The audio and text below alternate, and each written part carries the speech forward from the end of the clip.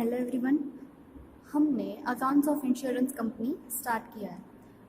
First video में मैंने आपको बेसिक जो भी जितने इम्पॉर्टेंट चीज़ें हैं वो मैंने आपको समझाई थी। आई होप आपको समझ में आ गया होगा। अगर कोई भी डाउट हो तो आप ग्रुप में पूछ सकते हैं। और लास्ट में मैंने आपको ग्रुप में फ़ोटोज़ भेजे थे जो थे रेवेन्यू अकाउंट्स के वर्टिकल फॉर्मेट में मैंने आपको भेजा था, और उसके रिगार्डिंग नोट्स भी मैंने आपको भेजे थे। आज हम शुरू करते हैं सम से। ओके, इलस्ट्रेशन 1 और इलस्ट्रेशन 2 आज हम शुरू करेंगे। बहुत बेसिक और इजी है। अगर आपको फॉर्मेट याद हो गया होगा और आपको जो बेसिक चीज़ें मैंने सिखाई थी अगर वो आपको याद हो गई होगी अच्छे से, तो आप इजीली ये काम कर सकोगे। सबसे पहले जो आपका इलस्ट्रेशन 1 है वो तो रिगार्डिंग जर्नल एंट्रीज ही है।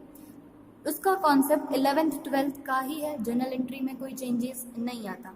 तो सबसे पहले हम वही देखते हैं। The revenue account of fire insurance department of the Apollo general insurance company shows the profit of ₹5 lakh for the year ending 31 March 11 before taking into account the following items. यानी Apollo company का profit 5 lakh उन्होंने find किया है, पर नीचे के जितने adjustment है उसकी एंट्री बाकी रह गई है। तो हमें बस वही एंट्रीज पास करनी है। फर्स्ट है इंटरेस्ट अकर्ड ऑन सिक्योरिटीज 40,000। यानी हमने जितनी भी सिक्योरिटी परचेज की थी उसके ऊपर इंटरेस्ट इस साल का अकर्ड हो गया है, पर हमें अभी मिला नहीं है। मिला नहीं है तो क्या इस साल की इनकम नहीं है? ऐसा नहीं होता। हमारे यहाँ अक्रूवल बेसिस के ऊपर हम अकाउंट्स रखते हैं, तो उसमें क्या होता है, अगर ड्यू हो गई है या अकर्ड हो गई है तो वो हमारे इस साल की ही इनकम या एक्सपेंस कंसिडर करके हम इनकी एंट्री करेंगे। सो इंटरेस्ट ऑन सिक्योरिटी वो हमारी क्या है, इन्वेस्टमेंट के ऊपर हमें इनकम हुई है, तो हम लिखेंगे क्रेडिट होगा, क्या होगा, इंटरेस्ट एंड डिविडेंड अकाउंट। तो डेबिट क्या करेंगे, जो हमें अभी नहीं मिला है तो उसको लिखेंगे इंटरेस्ट अकर्ड अकाउंट डेबिट। वो हमारी क्या हो जाएगी, असेट हो जाएगी। ओके, करंट असेट जो हम लिखते हैं वो।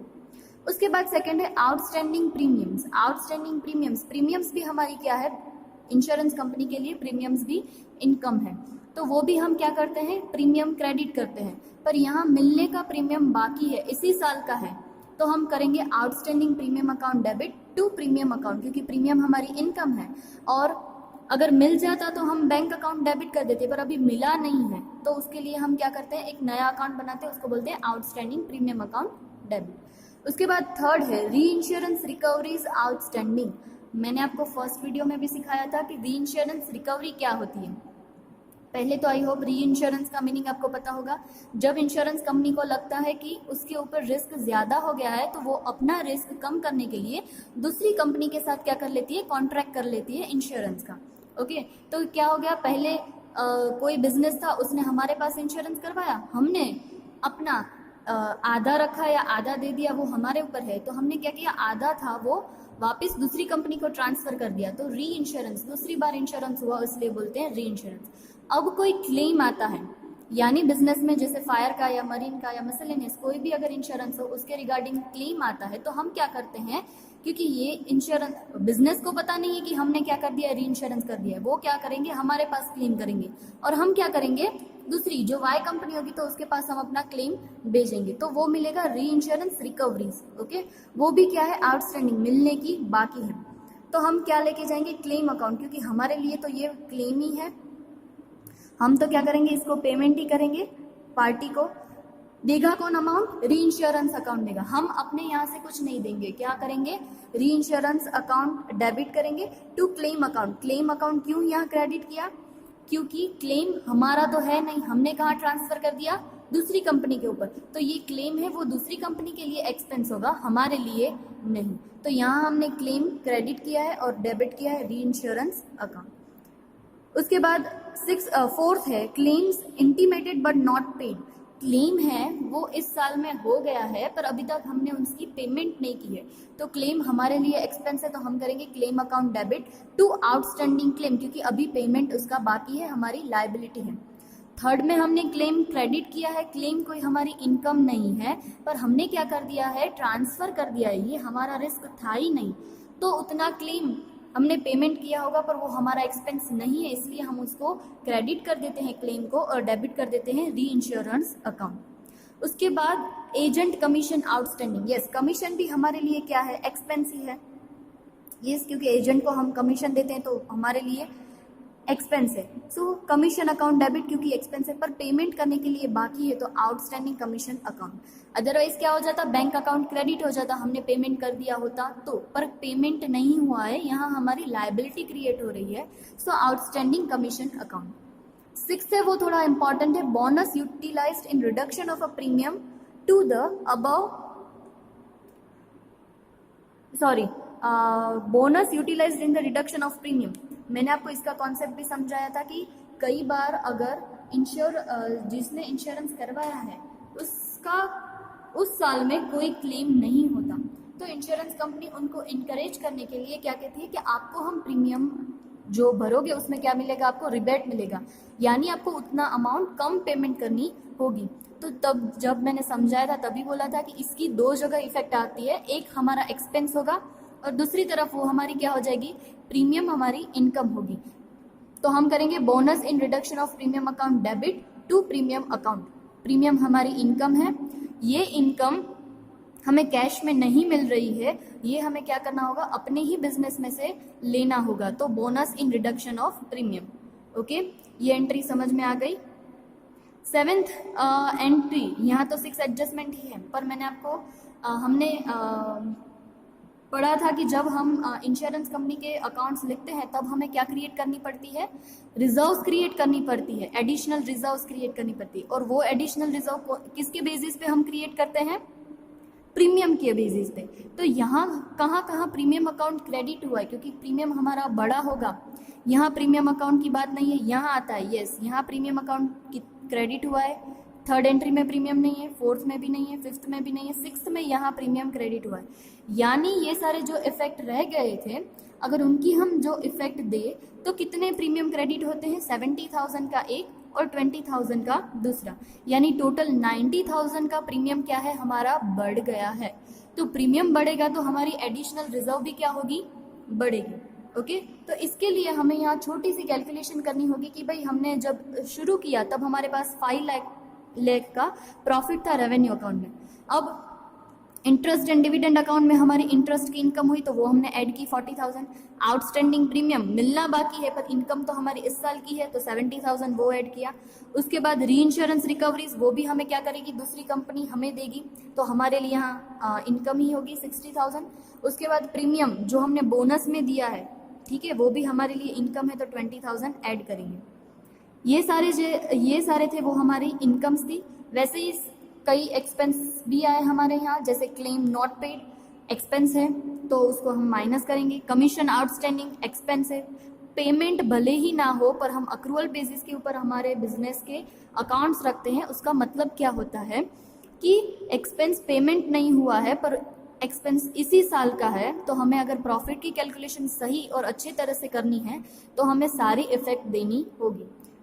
सो बोनस, यस मैंने आपको बोनस में पहले भी बोला, बोनस यहाँ हमारे लिए एक्सपेंस भी होगा और प्रीमियम में क्रेडिट भी होगा, क्योंकि हम इतनी अमाउंट कम लेके अपने ही रिजर्व्स में से उनको ट्रांसफर करते हैं। और बाकी यहाँ एक्स्ट्रा जो मैंने समझाया, प्रीमियम में कितना इंक्रीज हो रहा है, 70 है और 20 टोटल 90,000 का 50% हमने एडिशनल रिजर्व रखा है। सो आंसर आ जाएगा 45,000।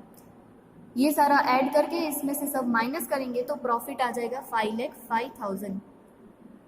जो इफेक्ट्स बाकी रह गई थी वो हमने क्या कर दी, उसमें ऐड कर दी, ऐड और लेस करके हमें फाइनल आंसर मिल गया 5,05,000। अब आता है इलस्ट्रेशन 2, जो बड़े सम में हमें यही करना है। ओके, मैं आपको फिर से एक बार फॉर्मेट जो मैंने आपको भेजा था वही वापस से आपको रिपीट करवा देती हूँ, ठीक है। रेवेन्यू अकाउंट के फॉर्मेट में हमने क्या किया है, शुरुआत में इनकम से की है, premium, interest received and other income, total income मिल जाती है, उसमें से हम सारे एक्सपेंसेस माइनस करते हैं, जैसे claim paid, commission paid, operating expenses जो मैनेजमेंट रिलेटेड थे वो, और अदर एक्सपेंसेस ब्रैकेट में भी मैंने लिखा है डेप्रिशिएशन और दूसरे कोई भी एक्सपेंसेस हो वो। सो टोटल इनकम में से एक्सपेंस माइनस करेंगे तो हमें या तो प्रॉफिट होगा या तो लॉस होगा। उसमें मैंने साइड में शेड्यूल नंबर लिखे हैं 1, 2, 3, 4। और शेड्यूल के रिलेटेड भी मैंने आपको फोटो भेजी थी, फिर से एक बार देख लेते कि उस शेड्यूल में इतनी चीज़ें हमें लिखनी ही है, आप याद रख लेना। सबसे पहले इस साल हमें कितना प्रीमियम मिला है, प्रीमियम रिसीव्ड, प्लस इस साल कितना प्रीमियम मिलने का बाकी है, outstanding income last year and की होगी, ओके तो वो हम ऐड करेंगे, और प्रीमियम रिसीवेबल प्रीवियस ईयर का होगा तो वो हम माइनस कर देंगे, क्योंकि ये हमारे साल का नहीं है, अगले साल का है, मतलब लास्ट ईयर का है, तो वो हमारे में नहीं आएगा। हम क्या करेंगे, सिर्फ हमारे साल के जितने एक्सपेंस और इनकम है वही कंसिडर करेंगे। ओके सो रिसीवेबल प्रीमियम है जितना मिलना बाकी है, अगर करंट ईयर का है तो ऐड करेंगे, प्रीवियस ईयर का है तो उसे माइनस कर देंगे। वैसे ही premium on reinsurance accepted, अगर हमने री इंश्योरेंस एक्सेप्ट किया है, दूसरी कंपनी ने हमें ऑफर किया था, वो हमने एक्सेप्ट किया है, तो वो हमें प्रीमियम देंगे, तो यह होगा ऐड। और हमने क्या किया है, प्रीमियम ऑन री इंश्योरेंस सीडेड यानी हमने ट्रांसफर कर दिया है दूसरी कोई इंश्योरेंस कंपनी को, तो हमें क्या करना पड़ेगा, वो प्रीमियम उस कंपनी को देना पड़ेगा।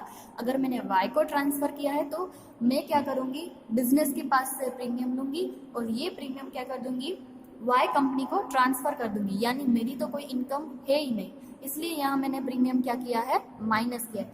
ट्रांसफर का प्रीमियम माइनस होगा, अगर मुझे कहीं से मिला है, एक्सेप्ट किया है मैंने री इंश्योरेंस, तो वो मेरी इनकम होगी, वो प्लस करेंगे।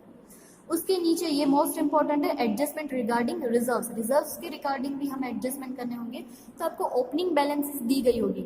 रिस्क रिजर्व भी लिख सकते हैं या अनएक्सपायर्ड रिस्क लिख सकते हैं, दोनों का मीनिंग सेम ही होता है। रिस्क रिजर्व मैंने उसके लिए कंडीशन भी लिखी थी 50 और 100 वाली।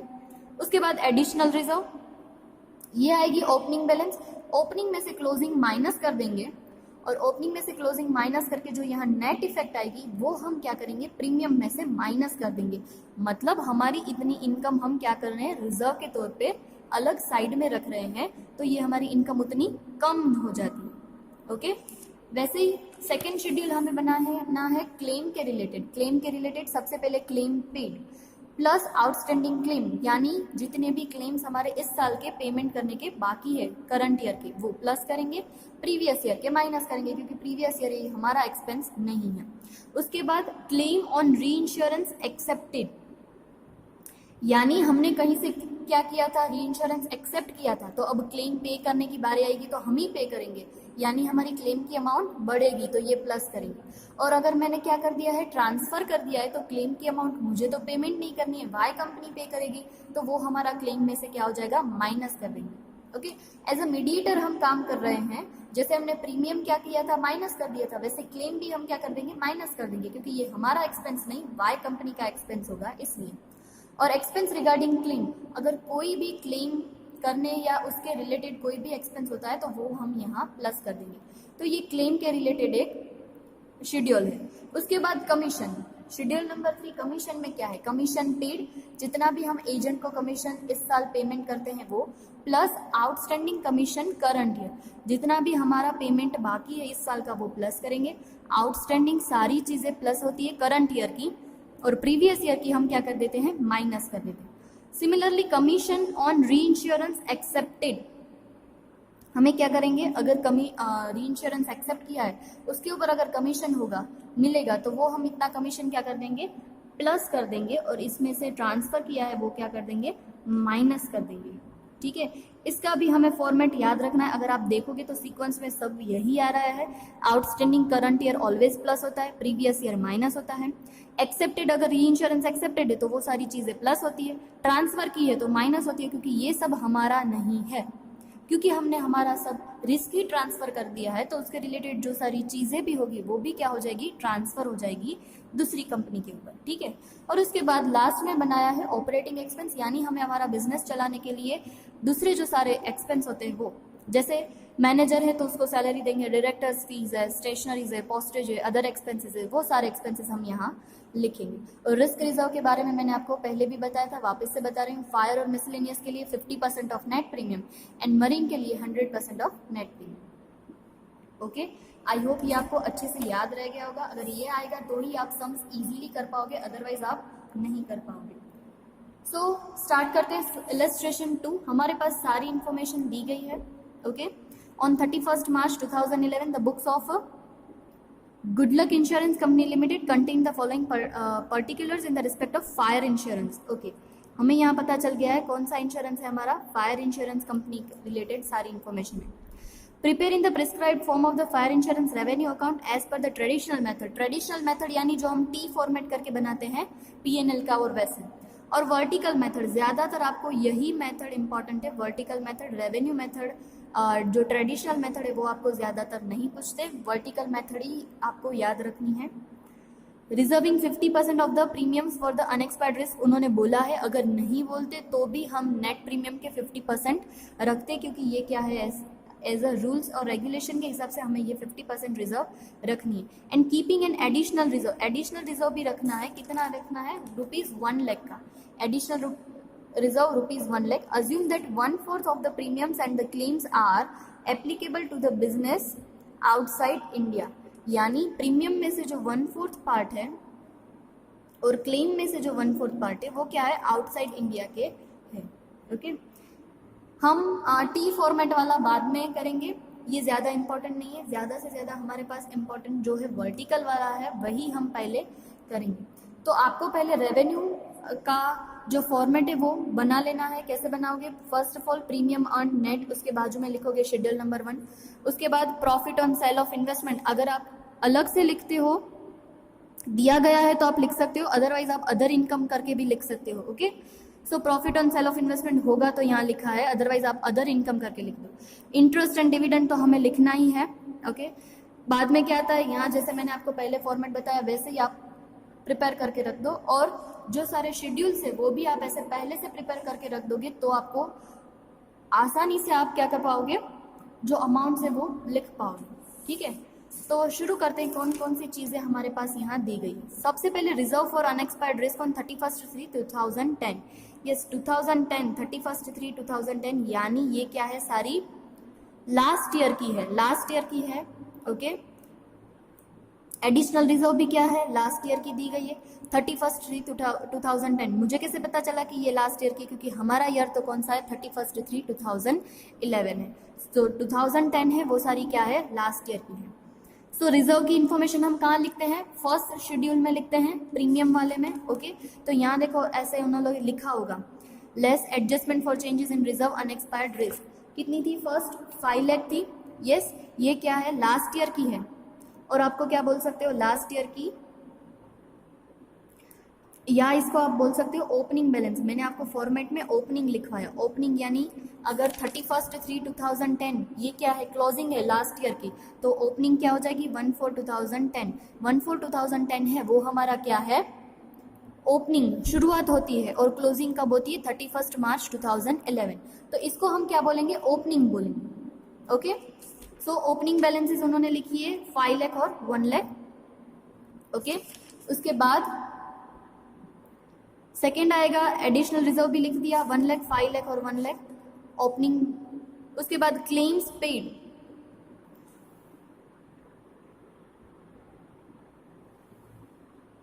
क्लेम्स पेड है 6,10,000। तो क्लेम का कौन सा शेड्यूल है, शेड्यूल नंबर 2।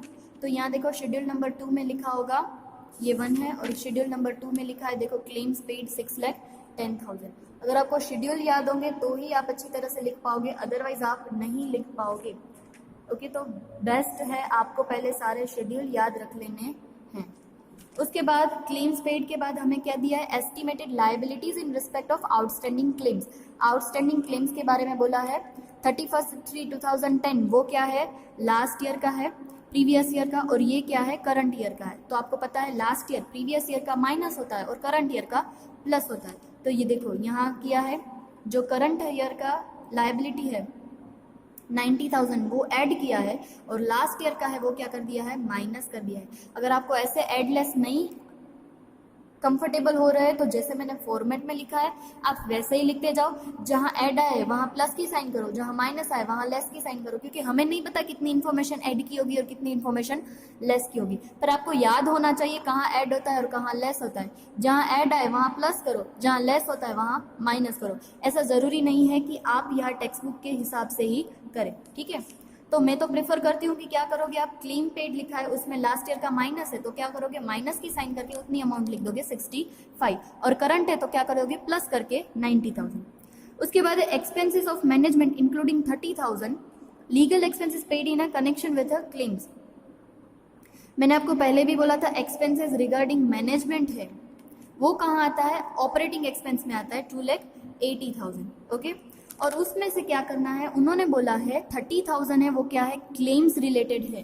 तो अभी जो हमने शेड्यूल पढ़े उसमें भी हमने पढ़ा था कि अगर क्लेम रिलेटेड एक्सपेंस है तो वो कहाँ जाएंगे, शेड्यूल नंबर 2 क्लेम का है उसमें ही जाएंगे। देखो इधर लिखा होगा लीगल एक्सपेंसेस 30,000, और उन्होंने क्या किया, ये टोटल एक्सपेंसेस 280 में से 30,000 लेस कर दिए, क्योंकि ये लीगल एक्सपेंसेस क्लेम के है, वो कहाँ चले गए, शेड्यूल नंबर 2 में, क्योंकि ये क्लेम रिलेटेड सारे एक्सपेंसेस थे। उसके बाद आता है री इंश्योरेंस प्रीमियम्स। री इंश्योरेंस प्रीमियम्स क्या होगा, 75,000। आपको लिखा ही है, देखो री insurance claims accepted premium receive, अगर कुछ नहीं लिखते तो हमें 75,000 वो प्रीमियम क्या समझना है, ट्रांसफर किया है उसका समझना है।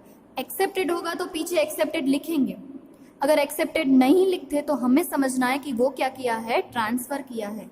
देखो अगर आपको डिफरेंस देखना हो तो इसमें लिखा है, देखो लास्ट एंट्री देखो, री इंश्योरेंस प्रीमियम एक्सेप्टेड, जो हमने एक्सेप्ट किया होगा उसके पीछे एक्सेप्टेड लिखते हैं। अगर एक्सेप्टेड नहीं लिखते, ये रहा देखो एक्सेप्टेड लिखते हैं, अगर एक्सेप्टेड नहीं लिखा तो हमें समझना है कि वो क्या किया है, हमने ट्रांसफर किया है। तो ये री इंश्योरेंस प्रीमियम है वो क्या होगा, ट्रांसफर होगा, ये ओके सीडेड का होगा। तो सीडेड का होगा वो हम क्या करेंगे, हमारे शेड्यूल नंबर 1 में से प्रीमियम में से माइनस कर देंगे। ये रहा देखो री इंश्योरेंस प्रीमियम सीडेड 75,000। अगर पीछे कुछ भी नहीं लिखते तो हमें क्या समझना है, री इंश्योरेंस सीडेड ट्रांसफर ही होगा। उसके बाद है री इंश्योरेंस रिकवरीज। यस, री इंश्योरेंस रिकवरीज, इसमें भी कुछ नहीं लिखा है तो क्या होगी, ये सीडेड की ही होगी। री इंश्योरेंस रिकवरी जो ट्रांसफर की गई है वो हम क्या करते हैं, क्लेम्स में हम क्या करेंगे, उसको माइनस कर देंगे, क्योंकि वो हमारी नहीं है, ट्रांसफर की गई है उसकी है, तो 20,000 देखो लेस की है। ओके, उसके बाद री इंश्योरेंस क्लेम एक्सेप्टेड, देखो एक्सेप्टेड लिखा ही होगा तो ये हमारे ही है। ओके, तो क्लेम्स के रिलेटेड है तो 30,000 शेड्यूल नंबर 2 क्लेम में हम प्लस कर देंगे, री इंश्योरेंस क्लेम्स एक्सेप्टेड। ओके, उसके बाद होगा प्रीमियम रिसीव्ड। प्रीमियम रिसीव्ड यानी ये तो हमारे खुद की इनकम है, आगे री इंश्योरेंस नहीं लिखा है, प्रीमियम रिसीव्ड, तो ये क्या है हमारा, यहाँ आ जाएगा फर्स्ट शेड्यूल में premium from the direct business जो हमारा है 10,80,000। उसके बाद आएगा इंटरेस्ट एंड डिविडेंड ग्रोज 64,520, तो वो तो हम कहाँ लिखते हैं, डायरेक्ट रेवेन्यू के फॉर्मेट में ही लिखते हैं 64,520। यस, उसके लिए कोई अलग से शेड्यूल नहीं बना, पर यहाँ याद रखना है, ये दोनों चीज़ें याद रखनी है। इंटरेस्ट एंड डिविडेंड दिए होगा, उसके ऊपर अगर इनकम टैक्स पेमेंट हो रहा है तो वो हम इंटरेस्ट में से डायरेक्ट माइनस कर देंगे। इसीलिए आप देखोगे तो रेवेन्यू में भी उन लोगों ने क्या किया है, इंटरेस्ट एंड डिविडेंड माइनस, उसमें से जो टैक्स था वो माइनस करके यहाँ बाहर नेट अमाउंट लिखी है। ठीक है, तो याद रखना इनकम टैक्स कोई हमारा ऑपरेटिंग एक्सपेंस नहीं है कि हम वहाँ ऑपरेटिंग एक्सपेंस में डालेंगे। ऑपरेटिंग एक्सपेंस यानी बिजनेस चलाने के लिए जितने एक्सपेंस होते हैं उसको बोलते हैं। ये income tax interest and dividend के ऊपर ही है तो उसमें से ही माइनस करके हम नेट अमाउंट लिखेंगे। उसके बाद है profit and sale of investment, ये क्या है, हमारी अदर इनकम है, तो हम वो डायरेक्ट ही रेवेन्यू में लिख देंगे, interest sale on the investment 11,000। Last उसके बाद आता है कमीशन। कमीशन के लिए हमने क्या बनाया है, अलग से शेड्यूल बनाया है, तो हम कमीशन वहीं लिखेंगे, कमीशन 1,50,000। उसके बाद है री इंश्योरेंस प्रीमियम एक्सेप्टेड। देखा, मैंने आपको बोला था एक्सेप्टेड होगा तो आप वहाँ वो लोग लिखेंगे एक्सेप्टेड। अगर कुछ भी नहीं लिखते पीछे तो समझ लेना कि वो क्या किया है, ट्रांसफर यानी सीडेड वाला है। री इंश्योरेंस प्रीमियम एक्सेप्टेड 40,000, तो वो हम क्या करेंगे, हमारे प्रीमियम के जो है उसमें ऐड कर देंगे 40,000। सारी की सारी जो इन्फॉर्मेशन थी वो हमने ले ली है। अब क्या करेंगे, सबसे पहले शेड्यूल्स क्लोज करेंगे। शेड्यूल क्लोज करने के लिए हमें क्या करना पड़ेगा, ये एडिशनल रिजर्व के बारे में है वो हमें याद करना पड़ेगा। ओपनिंग थी वो तो हमने लिख ली 5 लाख और 1 लाख, पर क्लोजिंग के लिए हमें क्या करना पड़ेगा, काउंटिंग करनी पड़ेगी। क्या काउंटिंग करेंगे, ये रिजर्व्स के पहले जितनी भी प्रीमियम के बारे में इंफॉर्मेशन है वो प्रीमियम का प्लस माइनस जो भी होता होगा वो हम प्लस माइनस कर लेंगे। तो यहाँ नेट प्रीमियम कितना आ रहा है, 10,45,000। टोटल प्रीमियम था एक्सेप्टेड सीडेड वो वाला प्लस माइनस करके नेट हमारा कितना आ रहा है 1045। तो यहाँ हम क्या करेंगे, 10,45,000 के 50%, क्योंकि ये फायर का है इसलिए। सो आंसर आएगा 5,22,500। उसमें एडिशनल रिजर्व हो जाएगी 1 लाख, क्योंकि उन्होंने बोला है कि 1 लाख रिजर्व एडिशनल रखनी है। सो 522,500 प्लस 1 लाख दैट इज 622,500, और उसमें से जो ओपनिंग है वो हम माइनस कर देंगे। ओके, तो बाहर आ जाएगा हमारा आंसर 22,500। सो 1045 प्लस यस, ये जो एडजस्टमेंट है वो हमें माइनस करने हैं, याद रखना। रिजर्व का एडजस्टमेंट देने के बाद हम क्या कर देंगे, उसको माइनस कर देंगे, ठीक है। दूसरा शेड्यूल है क्लेम का। क्लेम का शेड्यूल फर्स्ट जो आंसर है 1022,500 वो यहाँ लिख देंगे 1022,500। उसके बाद क्लेम्स का जो है वो आया 6,75,000, सारे जो प्लस माइनस करेंगे तो क्लेम में लिख देंगे 6,75,000। कमीशन में दूसरा कोई एडजस्टमेंट नहीं था तो हम डायरेक्ट लिख देंगे 1,52,000, तो यहाँ भी 1,52,000। ऑपरेटिंग एक्सपेंस में सिर्फ ये मैनेजमेंट रिलेटेड जो एक्सपेंस आया 2,50,000, वही लिखना है हमें 2,50,000। ओके, प्लस और माइनस करके हमें मिलेगा net profit transfer to profit and loss account, क्योंकि ये रेवेन्यू में से ट्रांसफर कहाँ होगा, P&L अकाउंट में ट्रांसफर होगा। और लास्ट में उन्होंने बोला था 1/4 है वो क्या है, आउटसाइड बिजनेस है। क्लेम्स जितने पेड किए हैं उसमें से 1/4 क्या है, आउटसाइड के थे। ओके, यहाँ सिर्फ हमें नोट करके लिख के रखना है कि जो क्लेम आउटसाइड का है वही लिखना है। यहाँ उन्होंने मिस्टेक से इन इंडिया लिखा है, इन इंडिया नहीं लिखना है, आउटसाइड इंडिया लिखना है। 1/4 आउटसाइड इंडिया का है, तो नेट कितना हुआ था 10,22,500।